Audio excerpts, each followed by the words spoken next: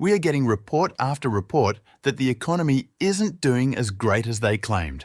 Even though the stock market is still really high, the basic foundations are breaking down quickly. The impact of higher interest rates is not having the desired effect. Japan, which is the world's third biggest economy, is officially in a recession. This is a big deal because Japan is a huge manufacturing powerhouse, and its decline is a warning of tough times ahead. The European Union is also facing challenges, and if the major economies in the world start slowing down, even the United States won't be safe. In today's top story, Japan loses its position as the world's third largest economy, slipping into a recession, and Germany has now overtaken Japan. The fact that Germany has overtaken Japan in economic ranking is a clear indication of how severe the economic downturn is. It's not a good sign when a country in decline is surpassed by another. Japan's situation is worsened by declining domestic consumption and investment. This is worrying because Japan's economic performance is often seen as a reflection of global demand. Even with extensive quantitative easing measures, Japanese consumers aren't spending more. Japan's GDP has plummeted by 3.3% in the third quarter and by 0.4% in the last quarter, meeting the textbook definition of a recession, 2 consecutive quarters of negative GDP growth. This downturn signals a significant decrease in both global consumption and domestic demand. It's crucial to understand the challenges Japan faces. Despite efforts to stimulate the economy, including negative interest rates at minus 0.1%, the situation remains dire. Getting a loan or borrowing money isn't a problem in Japan. However, despite easy access to credit, local Japanese people aren't spending much. In 2023, inflation hit a record high of 3.1%, which has made consumers cautious. In Japan, people tend to adjust their spending habits rather than rely on credit when facing financial difficulties. This means fewer trips to the mall, more home-cooked meals, and fewer purchases like iPhones. Because Japan is in a recession, the Bank of Japan can't raise interest rates and must keep monetary policy very loose. This will likely lead to a further decrease in the yen's buying power. The situation is already dire. Household spending dropped by 2.5% in December compared to the previous year, marking 10 consecutive months of decline. Business spending also fell by 0.1% last quarter, showing weak domestic demand. High and prolonged inflation has caused real wages to decline, resulting in reduced spending across the board. This is a problem because Japan's weakened domestic demand means it can't contribute as much to international markets. Imports to Japan have been declining for 3 consecutive quarters, with a nearly 7% drop in December alone. This indicates that Japan's purchasing power has decreased significantly. This decline will have ripple effects on other major economies like the US, China, and the EU. While these economies continue to sell their products globally, they may find fewer buyers as Japan, previously the third largest economy, is now in recession and its consumers are facing financial difficulties. On the other hand, Japan serves as a great indicator of global demand. In Asia, there are 2 main manufacturing hubs, China and Japan. While Chinese products are typically inexpensive, Japanese exports are even more affordable because the value of the yen has decreased significantly. The yen has dropped by 26% against the dollar over the past 5 years, with a 12% decline in just the last 12 months. This means that foreign demand for Japanese goods should be skyrocketing because buyers can get more for their money due to the weakened yen. However, despite the favorable conditions for exports, we're not witnessing this translating into real economic growth. If we examine the Purchasing Managers' Index PMI data, we can see that Japan's manufacturing production has declined even further, dropping below 48. PMI is a crucial leading indicator that reflects the health of Japan's industries. Since manufacturing contributes over 20% to Japan's GDP, it's no surprise that the economy has slipped into recession. Despite everything being on sale due to the weakened yen, global consumers aren't buying Japanese goods. This lack of demand reflects the state of global consumption. The situation in Japan is expected to worsen. The Bank of Japan, BOJ, is now facing a difficult choice: either swim with alligators or jump into a pit of vipers. With the yen weakening to over 150 per US dollar again, the BOJ is trapped.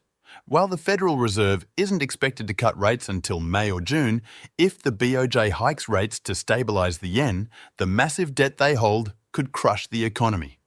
This could lead to business collapses, job losses, and hindered economic growth. If the Bank of Japan doesn't hike rates, the yen will continue to weaken, making imports even more expensive. This reduces buying power and consumption capacity. Either way, Japan's role in global demand diminishes.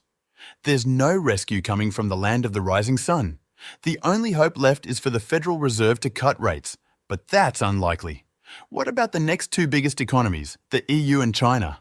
Here's where things confirm a global collapse in demand. It's crucial to look beyond the headlines. In the US, market numbers might seem great and unemployment is down, but if economies 2, 3, and 4 start faltering, America will be affected. It's just a matter of time. Let's start with Europe. The EU has begun reducing its outlook, expecting GDP growth to slow to 0.8% from the previous estimate of 1.2%. The trend is downward. Official numbers often overestimate economic growth, and the EU is in trouble. A recent survey suggests that Germany, the EU's largest economy, will stagnate or even face negative growth in Q1 2024, potentially leading to a recession. Europe faces a trifecta of problems. Inflation is around 3%, energy prices are significantly higher than before, and interest rates are at 4%, hampering both consumption and production. This decreases demand from Europe. According to S&P Global Eurozone PMI, new orders have been declining since the start of 2023. The crash in demand persists as people are becoming poorer with each passing month. This downturn serves as a leading indicator of the impending chaos, suggesting that the real economic blow might hit in just a few months. Shifting focus to China, the situation isn't promising either. Demand from China has declined, leading to a drop in exports and imports. Chinese exports fell from $3.5 trillion to under $3.4 trillion, a significant decrease of 4.6%. While imports also decreased from $2.7 trillion to $2.55 trillion, a 5.5% drop. This indicates a decline in Chinese demand for foreign goods. As the world's second largest economy, China is an even bigger bellwether for global demand than Japan. Despite the surge in exports and imports after the 2020 lockdowns, this is the first time exports have fallen since 2016 and 2008, when the housing crash triggered a global economic downturn. With contracting demand from the EU, collapsing demand from Japan, and dropping demand from China, it's evident that the world is facing significant challenges. This disparity between market performance and economic reality highlights the need for a close examination of the US economy. America isn't immune to global economic turmoil, and if enough icebergs hit, even the Titanic of the US economy could sink. This situation could lead to a reversal of the global economy, bringing down the US. Unlike the 2008 crisis, when US banks triggered a global downturn, America isn't immune to economic challenges. The main driver of the US economy is domestic demand, with over 70% of GDP coming from American consumers. However, the numbers don't look promising. In 2023, imports decreased by $142 billion, or 3.6%. Over the past 3 months, exports have also declined by $1 billion. The world is buying less from the US too. If this trend continues, global demand will diminish. These figures are particularly concerning as they are for December, the holiday season, when spending is typically strongest. It wouldn't be surprising if January and February numbers also show a decline. Why is this happening? Consumers are feeling the pinch from higher prices, leading to reduced purchasing power. When prices rise, they tend to stay up, setting a new benchmark. When was the last time you saw prices fall significantly? Take a moment to think about that. Inflation remains a significant issue in the US. January saw prices increase by 0.3%, halting the fight against inflation. The Consumer Price Index, CPI, has been stuck at 3.1% for over 7 months, while core inflation has hovered around 4% since October last year. The Federal Reserve seems to have lost the battle against inflation and has no choice but to keep rates higher for longer. This inflationary pressure is mainly coming from the supply side rather than the demand side, meaning the Federal Reserve can't easily stimulate the US economy. Cutting rates now would likely exacerbate inflation even further, so higher rates are expected to persist. There's a possibility that the current rate of 5.5% could last until June or even beyond. This will add more pressure on US companies trying to grow and on consumers looking to spend. There's a limit to how much you can charge on your credit card, and the strain is becoming evident. US retail sales experienced the largest drop in nearly a year after the holidays, declining by 0.8% in January. People are shopping less because higher rates are squeezing their budgets.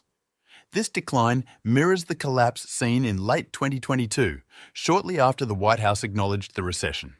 Economic conditions aren't favourable, leading consumers to spend less. Shifting our focus to another key indicator, US factory production reveals a significant concern. Manufacturing output is slowing down considerably, with declines outweighing gains over time. The clear takeaway from this trend is that demand for US manufacturing is decreasing both domestically and globally. Can America forcefully avoid a recession? The answer might not surprise you. Yes, it's possible, but at a potentially steep cost. It would require ramping up the budget and resorting to massive deficit spending. If the Federal Reserve can't cut rates due to high inflation, the only remaining option is fiscal policy in Congress. If they decide to rescue the US economy by increasing the national debt, then yes, America might sidestep a recession for now. The US deficit for the first 4 months of this fiscal year has reached $532 billion, 16% higher than the previous year.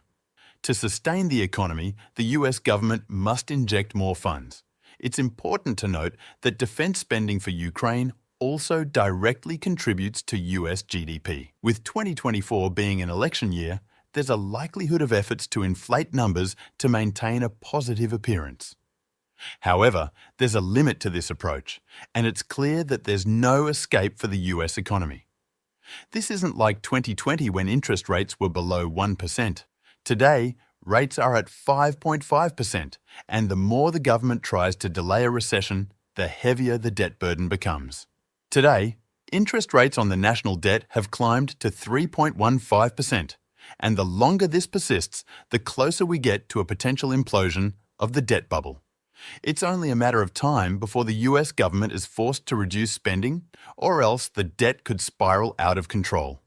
However, when government spending, which accounts for 36% of the economy, slows down, it could trigger significant repercussions. Consider the current global backdrop. Consumption is collapsing in China, Japan, and the EU, and the UK has just entered a recession. The US economy may seem to run smoothly, but it can't hide from external pressures forever. When the inevitable happens, it could be even worse than the 2008 crisis. The response from authorities could be even more drastic. It wouldn't surprise me if the Federal Reserve intervenes by slashing interest rates once again and printing money to stabilize the situation. What do you think? Can the US avoid a recession, or is it just a matter of time before the sky starts falling down? Share your thoughts in the comments below. Stay safe and don't forget to like, subscribe, and stay tuned as we navigate through these turbulent times together.